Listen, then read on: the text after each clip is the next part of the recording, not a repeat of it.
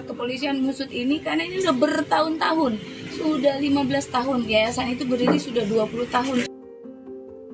Bahwa yang sudah dibawa ke dinas sosial itu ada 13 orang, kemudian yang ada di rumah relawan itu ada 4 orang, kemudian yang sudah masuk ke kepolisian itu 7 orang, dan ada beberapa yang terindikasi sekitar 22. Sungguh miris, panti asuhan yang seharusnya jadi tempat bernaung dan berlindung bagi anak-anak yang tak mampu malah menjadi tempat mereka mendapatkan pelecehan. Yang lebih kejinya, pelaku pelecehan adalah pemilik dan pengasuh panti asuhan. Potret pilu ini yang menimpa anak-anak di sebuah panti asuhan di kota Tangerang, Banten. Yang lebih mencengangkan adalah jumlah korbannya yang tak sedikit. KPAI mendata, total korban hingga saat ini ada sekitar 30 orang.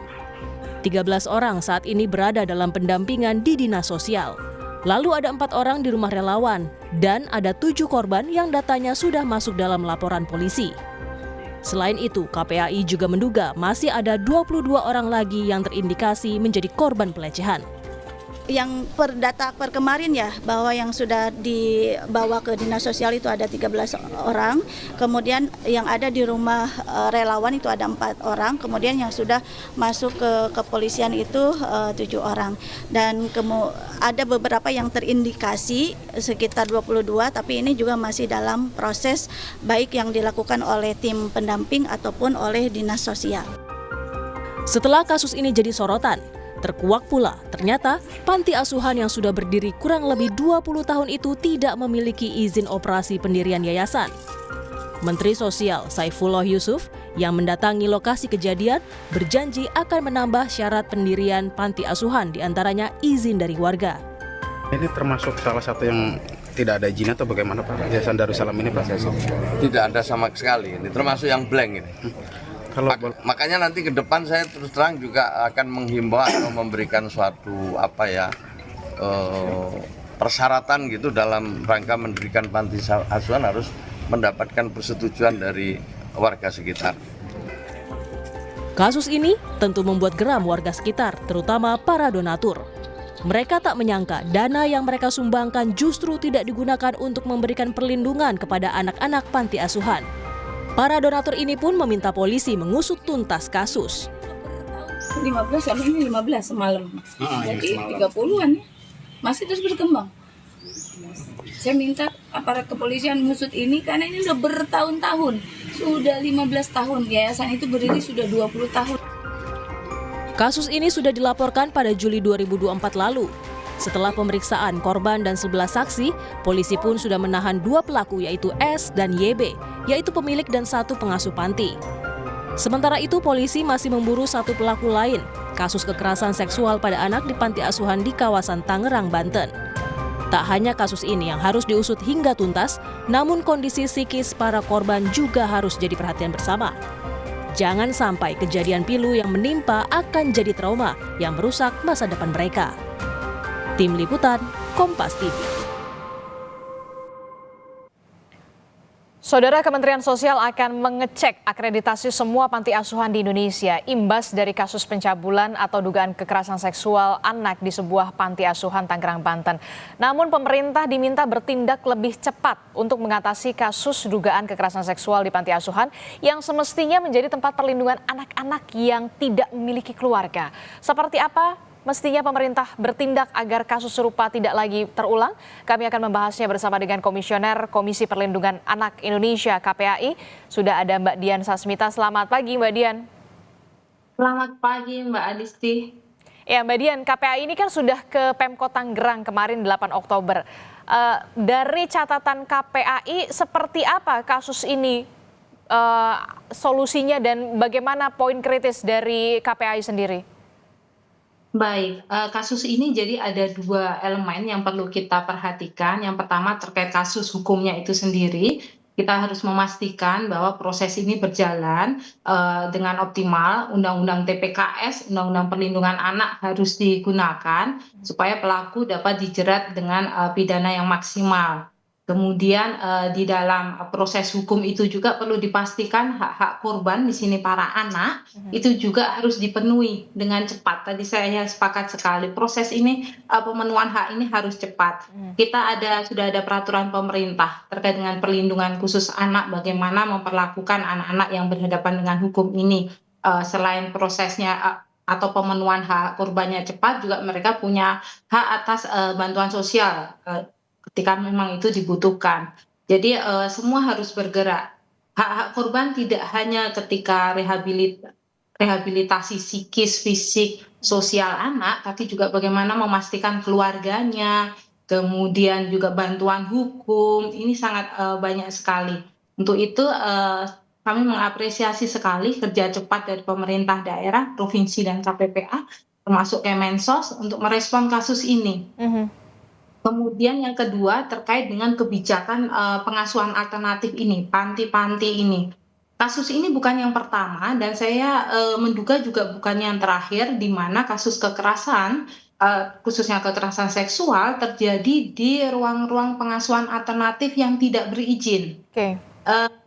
Kemarin-kemarin sudah banyak kasus. Nah, ini makanya bagaimana pemerintah bisa meminimalisir atau membangun mekanisme tata kelola yang jelas dan tepat untuk dapat merespon, meminimalisir lembaga-lembaga pengasuhan ini yang tak berizin.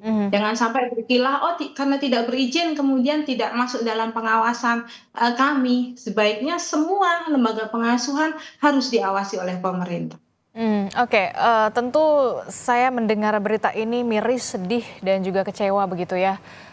Terlebih dengan bagaimana kemudian kondisi para korban yang kita tahu masih di bawah umur, yang memang seharusnya panti asuhan menjadi salah satu tempat paling aman bagi anak asuh di sana karena merupakan rumah bagi mereka, termasuk juga pengurus panti asuhan yang bisa dikatakan sudah menjadi keluarga. Justru orang yang paling terdekat adalah orang yang kemudian memberikan trauma paling besar begitu dalam kehidupan mereka. Pendampingan semacam apa yang perlu dilakukan segera dengan cepat oleh pemerintah, baik itu pemerintah kota maupun pemerintah pusat terhadap anak-anak yang masih di bawah umur ini yang menjadi korban. Dan sampai saat ini kan kita lihat ada, kalau tidak salah, belasan anak terpaksa dipindahkan ke rumah aman atau safe house di sana. Iya, yang pasti anak-anak ini sudah ditangani oleh para profesional ahli, oleh para pekerja sosial profesional, dan kami kemarin juga menanyakan apakah sudah ada dukungan teman-teman psikolog untuk menjangkau mereka, karena ini penting sekali kolaborasi para profesi yang ahli untuk sama-sama mendukung pemulihan mereka. Pertama-tama pastinya melakukan assessment dan kemudian merumuskan pola intervensi yang perlu diberikan oleh anak-anak. Karena tiap anak ini tentunya pengalamannya berbeda-beda dan kemampuan anak untuk menerima kejadian traumatis tersebut, kejadian yang sangat berat itu juga beda-beda. Oleh karena itu treatmentnya juga beda-beda dan sangat baik sekali ketika anak kemudian sudah dipindahkan ke rumah aman supaya proses pemulihan ini bisa lebih maksimal. Dan kami sangat mengapresiasi para pihak, teman-teman media, masyarakat luas untuk bersama-sama menjaga identitas mereka, menjaga supaya anak-anak ini tidak tambah terbebani dengan pemberitaan terkait terkait identitas mereka, keluarga mereka dan lain-lain. Itu tentunya sangat kontraproduktif ya dengan proses pemulihan. Untuk itu kita semua perlu menjaga dan kemudian ketika kita mendapati ternyata tetangga, keluarga atau kenalan kita ternyata pernah menjadi anak asuh di panti tersebut, jangan diam saja, segera kontak pusat-pusat layanan, salah satunya Sapa 129 milik KPPA, itu bisa ditelepon bebas pulsa untuk menyampaikan bahwa keluarga, teman, saudara pernah menjadi anak panti, mohon bisa dibantu untuk pemulihannya atau apapun. Mungkin saja kita tidak tahu ya pernah mengalami atau enggak, tapi ada baiknya kita juga proaktif ketika mendapatkan informasi orang-orang yang terindikasi menjadi korban. Kenapa harus melapor? Supaya orang-orang tersebut yang terindikasi tersebut bisa mengakses layanan bantuan juga untuk pemulihan. Kasihan jika hanya dibiarkan sendiri tanpa ada dukungan para profesional. Untuk juga bisa memutus rantai semacam ini, kalau tidak salah kan saya sempat membaca juga bahwa pimpinan panti asuhan, pengurus panti asuhan, bahkan juga terlibat, sudah menjadi tersangka, begitu sudah ditahan, dan masih ada satu lagi yang masih buron ya, Mbak Dian? Iya, iya. Kami sangat berharap sekali kepolisian bisa segera menangkap pelaku tersebut yang masih buron ya. Dan memang pemulihan terhadap korban ini sangat penting sekali. Pemulihan yang tidak optimal, tidak keberlanjutannya tidak maksimal ya, hanya sepotong-sepotong, itu akan berpengaruh besar pada korban. Untuk itu kami sangat mendorong sekali para profesional, psikolog, konselor, pekerja sosial profesional, tenaga pendidik, tokoh agama, itu bisa semua berbagi peran untuk mendukung para korban ini, pemulihan para korban. Dan pemulihan ini tidak hanya ketika proses hukum berjalan saja, pasca itu juga masih panjang. Jangka panjang pemulihan ini panjang sekali ya?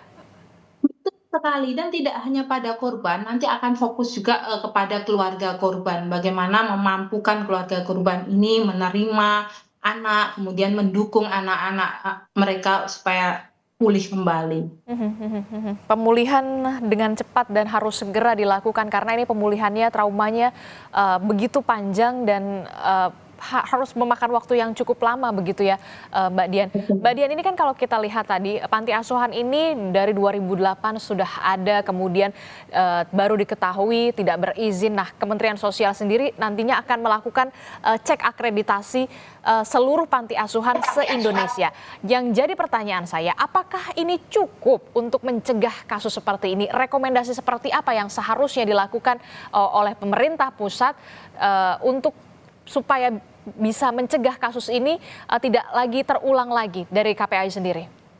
Iya, kalau dari sisi kelembagaan mengecek akreditasi sudah sangat tepat, namun juga tidak hanya terbatas pada lembaga-lembaga yang sudah memproses atau mengajukan izin kepada dinas sosial ya. Namun juga perlu proaktif melibatkan pemerintah daerah ya, hingga tingkat kelurahan atau desa untuk mengecek apakah di lingkungan mereka ada tempat-tempat yang menampung atau atau menyelenggarakan pengasuhan alternatif kepada anak. Ini perlu dicek secara proaktif. Apakah benar-benar sudah badan hukum atau kemudian sudah berizin di Kementerian Sosial dan sebagainya.